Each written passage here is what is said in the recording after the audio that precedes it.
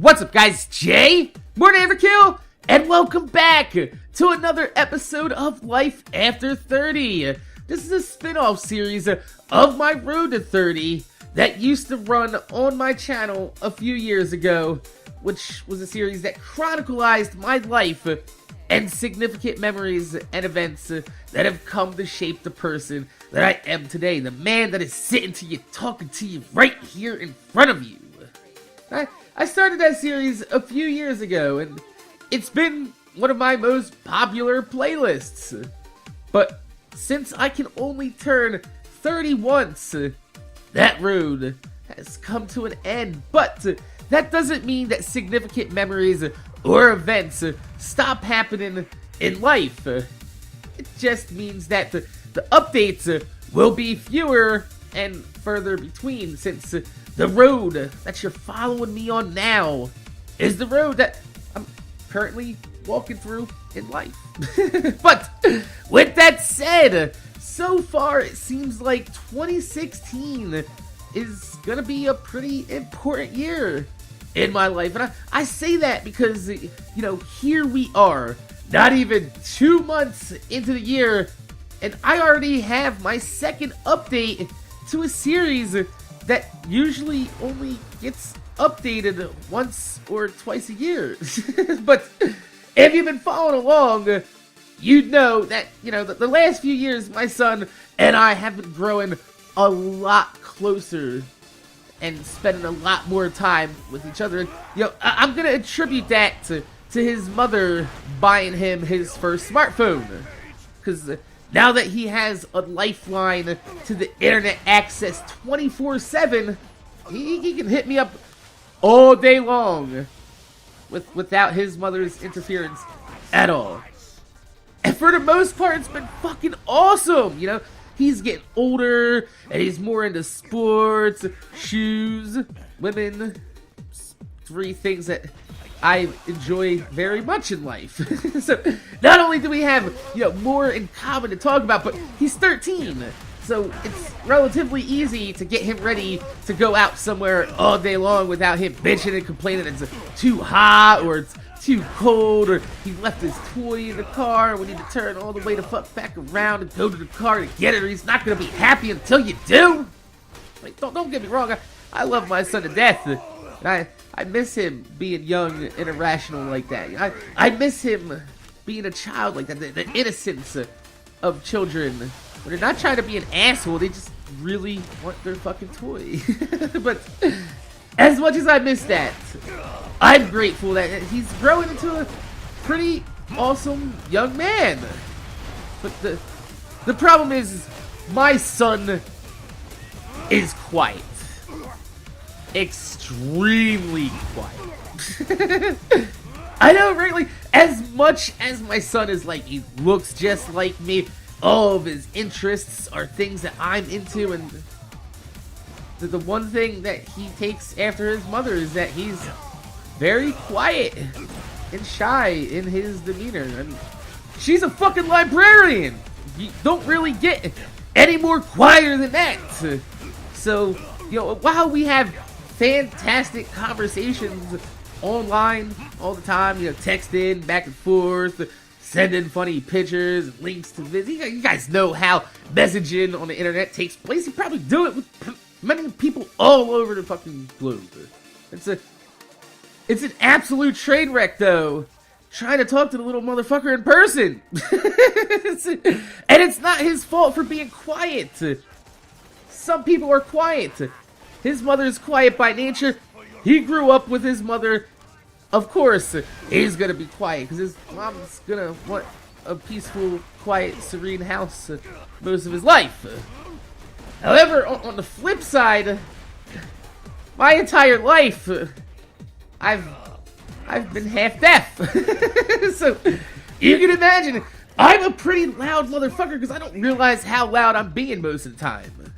So the last few times that I've hung out with my son have been a little bit frustrating. Yeah, listen, he comes over here, he's like, what? What? Yeah. Yeah, I've made it through 33 years of life with poor hearing. But not once in my life have I ever wanted to hear somebody as badly as I want to hear my son. You know, sometimes I use my half-deafness as an excuse to just ignore the shit out of some people when I don't want to talk to them. Like, don't sit there and start talking to me and I'll just keep watching the TV show. Like, oh, I'm sorry, were you talking to me? I didn't hear you. But I actually want to hear the words that are coming out of his mouth.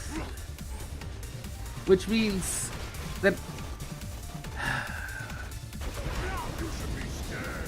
I'm officially I'm gonna give in, and I'm man, this is so hard to say.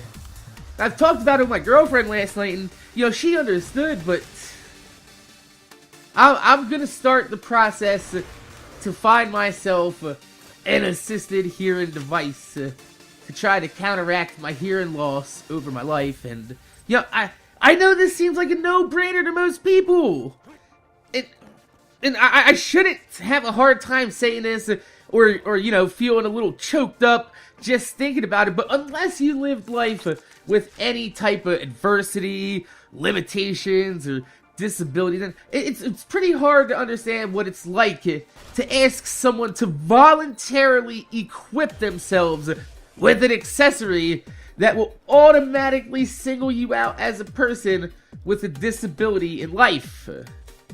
And I know this seems stupid, and I know it seems incredibly vain and spiteful to live most of life, you know, hard of hearing, not being able to hear what other people say because you don't want people to automatically form an opinion of you before meeting you. But it's the truth.